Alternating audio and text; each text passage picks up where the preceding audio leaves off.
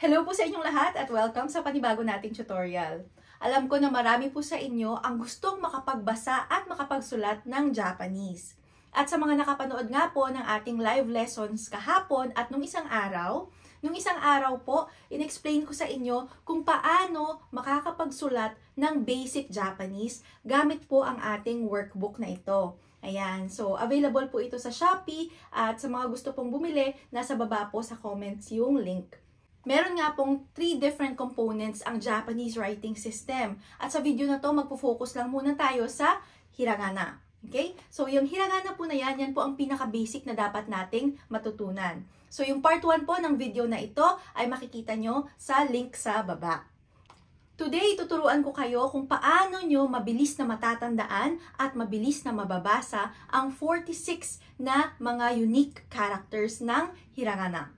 Okay? So, without further ado, let's start.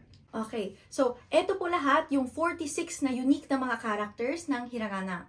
At sa kada isang character na i-introduce ko sa inyo, gagamit tayo ng mnemonics. Ang paggamit po ng mnemonics ay isang learning technique kung saan gagamit tayo ng iba't ibang mga ideas, words, associations, pictures para mas madali nating matandaan ang mga characters na i-introduce ko. So, lawakan nyo lang po ang inyong imagination para mas ma-enjoy natin ang pag-aaral ng Japanese. Para sa unang set, meron po tayong a, i, u, e, o. Again, ang pagbigkas niyan ay a, i, u, e, o. Para sa a, meron tayong 3 strokes. 1, 2, 3. Ayan. So, 3 strokes. Again, 1, 2, 3. A. A. Now, paano natin to madaling matatandaan? Okay. So, isipin nyo na itong character a na yan, sa loob, meron kayong makikita na malaking letrang A. So, dahil ang kanyang pronunciation ay A, i-associate natin yung letrang A sa loob. Ayan. So, makakapagguhit ka ng letrang A sa loob ng character na ito. Ayan. So, may 1, 2, 3 linya para mabuo ang letrang A. Or yung malaking letter A. Okay? Ayan. So, meron na tayong unang character. Nababasa nyo na ngayon ang A. Pangalawa, I. Ito naman ang character na I. Meron siyang 2 strokes. 1, 2. Ayan. So, ang I na yan, isusulat ulit natin. 1, 2. Okay, pwede nyo siyang matandaan gamit ang larawan na ito. So, isipin nyo na mayroong 2 isda. Okay? May 2 isda na lumalangoy pataas. Ayan. So, dahil I ang basa sa character na ito, isipin nyo lang na para siyang 2 isda na lumalangoy pataas. Ayan. I. A, I. Para sa pangatlo nating character, meron tayong 2 strokes. Character U. 1, 2. Again, 1, 2. 2 strokes. Ngayon, paano natin mas madaling matatandaan ang character na ito? Dahil U ang tunog niya or ang basa sa kanya, isipin nyo na para itong isang tao. Okay? So, ito yung ulo ng tao at ito naman yung kanyang katawan. Kung mapapansin nyo, para siyang nakabend na parang tumalsik. So, para matandaan natin siya, isipin nyo na lang na kapag halimbawa, sinuntok ka ng isang malakas na tao, halimbawa, sinuntok ka ni Manny Pacquiao, for sure, tatalsik ka. Diba? At pag tumalsik ka, mapapasabi ka ng U. U, ang sakit. Diba? Masakit ang suntok ni Manny Pacquiao. So again, U. So mapapabend yung katawan mo ng pagganon at tatalsik ka. U. Ayan. Okay? Next, Ito naman ay E. At ang character na to ay mayroong dalawang strokes. Isa, dalawa. Okay? Isa, dalawa. 2 strokes para sa E. Ngayon, paano naman natin matatandaan ang character na E? Isipin nyo na para itong isang ninja. Di ba ang ninja, ito yung kanyang ulo at meron siyang bandana. So, ayan yung bandana ng ninja na nakatali sa kanyang ulo. Tapos, ang ninja na ito ay tumatakbo. Di ba sa mga anime, kapag tumatakbo ang ninja, ang kamay nila nasa likuran. Kung nakapanood na kayo ng Naruto, di ba?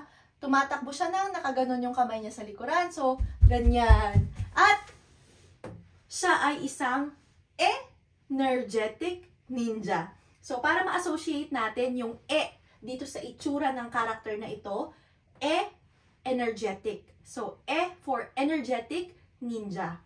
E. Okay po ba? Ayan. So, sana nakakasabay kayo. Lastly, para sa set na to ay ang character na O. At ang character na O ay may 3 strokes. Isa, dalawa, 3. Ulitin natin. Isa, dalawa, 3. Okay, so paano natin matatandaan ang O na character? Okay, isipin nyo na meron siyang bilog sa ilalim, di ba? Yang bilog sa ilalim na yan ay prutas na orange. Dahil O ang character na yan, O for orange. O. Tapos, etong tangkay na to, ayan, tangkay ng orange, at meron siyang maliit na guhit dito na gagawin nating dahon.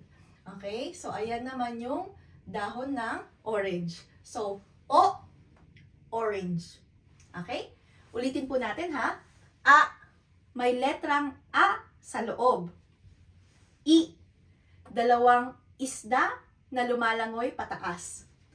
U, kapag sinuntok ka ng malakas sa tiyan, mapapatalsik ka at mapapasabi ng U. E, isa itong energetic na ninja na tumatakbo. At O, ito ay orange na mayroong dahon. Ayan. Okay po ba? So that is the first set of hiragana characters. A, I, U, E, O. Okay po? Alright. So far, sana po ay na-enjoy nyo ang ating mnemonics.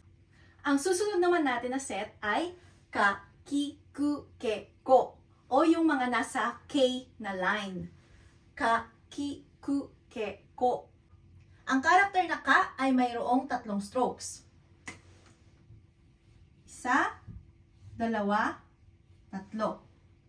Again, isa, dalawa, 3. Etong character na ka ay pwede nating matandaan sa pamamagitan ng pag-imagine na isa itong butcher's knife o yung malaking kutsilyo na pantadtad ng karne. Okay? So, kung nakakita na kayo ng isang malaki or malapad na kutsilyo, ganito yung itsura niya, di ba? Meron siyang hawakan at ganyan siya kalapad. Tapos, etong isang maliit na parte na to ay gagawin nating karne. So, ka, kutsilyo na panghiwa ng karne or butcher's knife. Okay? Ka, karne or to cut. Ka. Ayan. So, yan po ang ka. Next is ki. Isa, dalawa, 3, 4. One more time. Isa, dalawa, 3,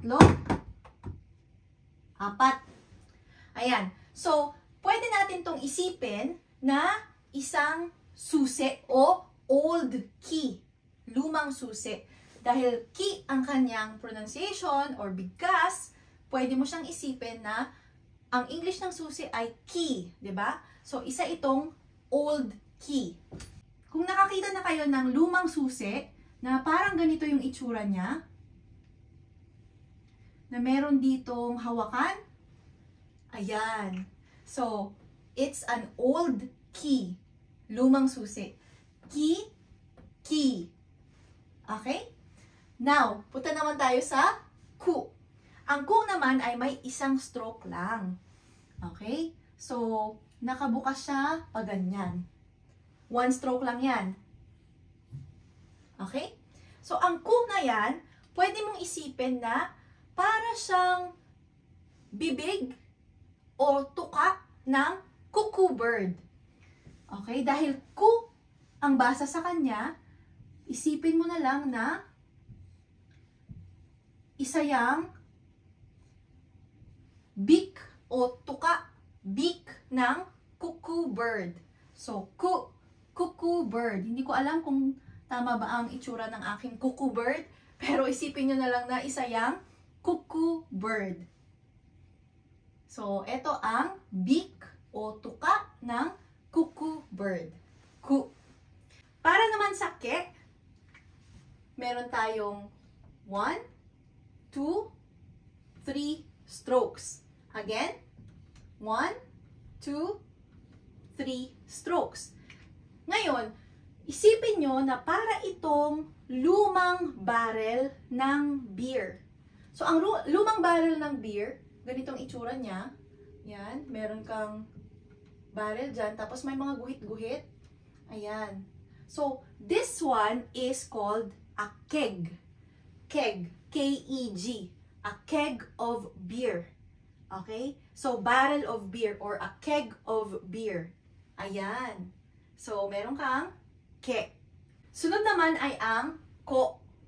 Ang ko naman ay may dalawang strokes. Isa, dalawa. Isa pa, isa, dalawa. Ngayon, etong ko na ito ay pwede mong isipin na coin. Dahil meron siyang dalawang guhit na parang edge or gilid ng coin. Yan, gawin natin siyang pabilog na coin. So, halimbawa, meron kang 10 pesos na coin. Ko, coin. Okay? Ulitin po natin ha. Ka, ki, ku, ke, ko. Ka. Isang malaking kutsilyo na pang-cut ng karne. Ki. An old key. Lumang susi. Ku. A beak of a cuckoo bird. Okay? Cuckoo bird. Ke. A keg of beer or yung lagayan ng beer. Keg of beer. Ayan. Ko. Edges of a coin. Ko. Okay? Ka. Ki. Ku. Ke. Ko. Sunod naman ay ang S-line o sa, si, su, se, so. Sa, si, su, se, so. Kung mapapansin nyo po, hindi siya si na SI, kung hindi, si. Okay? Si. Tandaan nyo po ha, hindi si. Ito po ay binibigkas na si. So, yung sa po ay may tatlong strokes. Isa, dalawa, tatlo. Ulitin po natin. Isa, dalawa, tatlo. So, isipin nyo lang na kung nakakita na kayo ng old sign, yung mga parang plaka na nakatusok lang sa lupa, or yung parang mayroon lang siyang tabla na nakatusok sa lupa, ganito po yan. Na nakatusok sa lupa at ito yung lupa. Ayan. So, halimbawa, may nakalagay dyan na this way. Ayan. So, again, para siyang old sign. Dahil sa ang basa sa character na ito, isipin nyo na isa siyang old sign. Sa sign. Okay po ba? Ayun. Next is she. Yung she naman ay may isang stroke lang. Yan. One more time. Yan. So, yung she na yan, isipin nyo na para siyang mahabang buhok ng babae. Mahabang buhok ng babae. Kaya naman, Lagawan natin dito ng muka ng babae. Ayan. So, pwede mong isipin na she. She has long hair.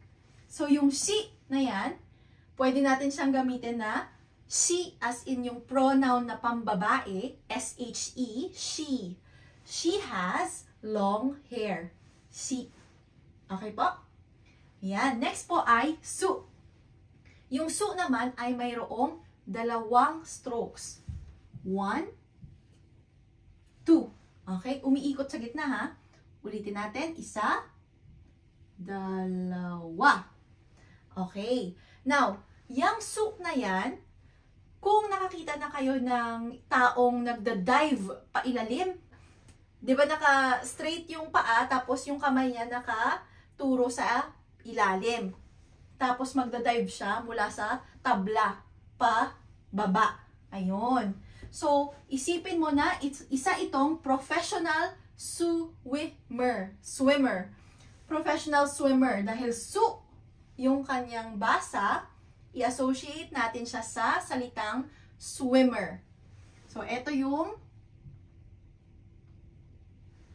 ulo niya or mukha niya at ito yung kanyang kamay na nag-dive siya pababa. Okay? At ito naman yung tubig. At ito yung kanyang katawan at paa. Okay? So, yan. Su, swimmer. Okay po ba? Ayan. So, nandito na tayo sa se. Ang se naman ay mayroong 3 strokes. So, that is 1, 2, 3. Ulitin po natin. 1, 2, 3. Ngayon, itong se na to, kung mapapansin nyo, para siyang mayroong kuhit dito. Okay? At pwede nating isipin na sungki yan. Sungking ngipin. Nakausli ng ngipin. Okay. Now, magdodrawing ako ng babae at ito yung kanyang bibig. Ayan. So, siguro liitan natin ng konti ito, no? Liitan natin ng konti. 1, 2, 3. Yan. Magdodrawing ako ng isang babae.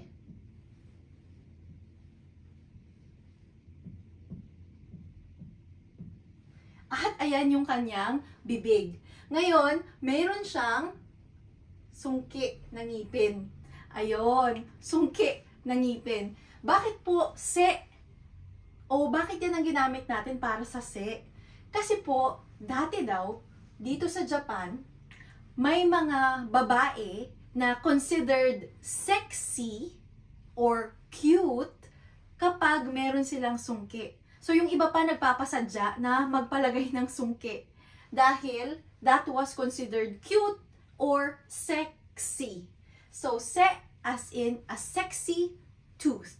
Sexy tooth. Okay? Se. Ayan. So, kailangan lang talaga natin gamitin ang ating imagination para ma-enjoy natin ang mnemonics. Ayun. Okay. So, for the last character for this set, yan ay so. So, ang so naman ay may isang stroke lang. Okay? So, remember na ang stroke ay paglapat ng inyong panulat sa papel hanggat hindi yun tumitigil, hanggat hindi nyo itinataas yung inyong panulat, considered one stroke pa din yun. Okay? So, ito po. Ayan. So, pa-zigzag-zigzag pero one stroke lang po yan. Ulitin natin ha. Okay po ba? Ayan. So, this is so. Ngayon, paano natin matatandaan ang character na so? Okay. Nakakita na ba kayo ng makina? Makina panahi. Ayun. So, kung nakakita na kayo ng makina panahi, pwede nyong imaginein na itong character na so ay para siyang isang malaking tela. Halimbawa, kurtina na tinatahi. Okay? So, ito ang ating sewing machine. Hindi ko lang alam kung tama ang aking pag-drawing, ano. So, kung ayan ang ating sewing machine, yan, meron tayong table dyan. Okay? So, yan yung sewing machine mo. At, ito yung tela na umaagos habang tinatahi. 'Di ba? Kumukulo-kulubot yung tela habang tinatahi. Yan po. So, dahil 'di ba? So as in tahi, pagtatahi, S-E-W, pwede mo siyang bigkasin ng so, kaya naman so. Ang ating character dyan. Ayan. So. Okay po? So, yan. Balikan natin ha. Sa, si, su, se, so. Sa, si, su, se, so. Sa. Meron kang isang sign na nakatusok sa lupa. Halimbawa niyan, nakalagay this way. Yan. An old sign na nakatusok sa lupa. She. Para itong isang babae na may mahabang buhok. So, ayan yung buhok ng babae. She. She has long hair. Su. Su. Swimmer. Para siyang isang professional swimmer na nag-dive pailalim. Su. Su. Swimmer. Se. Para itong isang bibig ng babae na may nakasungki ng ngipin. At ang sungki ng ngipin ay considered sexy. Okay? So, it's a sexy tooth. Se. So. So ay parang isang tela na tinatahi. So, ayan yung kanyang tela na umaagos o kumukulubot habang tinatahi. So. Okay? So. Alright. Na-enjoy nyo pa rin po ba ang ating mnemonics? Kailangan lang talaga na meron tayong matinding imagination para ma-enjoy natin at para mas madali nating matandaan itong mga characters na ini-introduce ko sa inyo. Okay po ba? Punta na tayo sa next set.